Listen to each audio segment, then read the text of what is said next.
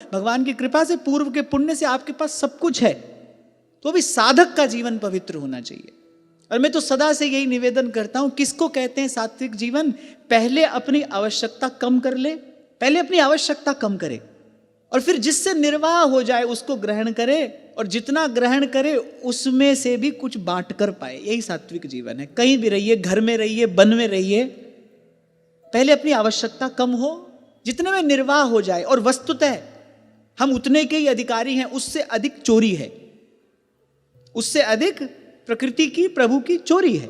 और अगर आप साधक हो गए हैं, फिर तो कबीर कहते हैं साधु होए संचय करे, राम राम करे हारे हरिसा थोक, करे 100 पापन को मूल है, 1 रुपया रोक, साधु होए संचय करे।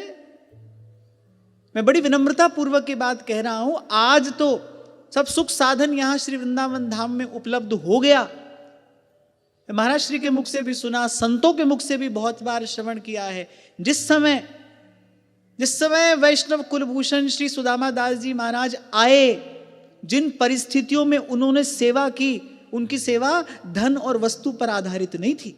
जब उन्होंने सेवा की तब संग्रह के नाम पर क्या था? केवल अपने ठाकुर जी थे, केवल उनका नाम था, उनका विश्वास था। उसी बल पर यह वैभव प्रकट हुआ है। अगर प्रभु के दर्शन की इच्छा है, प्रभु की ओर चले हो, तो फिर ऐसा सात्विक पवित्र जीवन होना चाहिए, सदाचार संपन्न जीवन हो।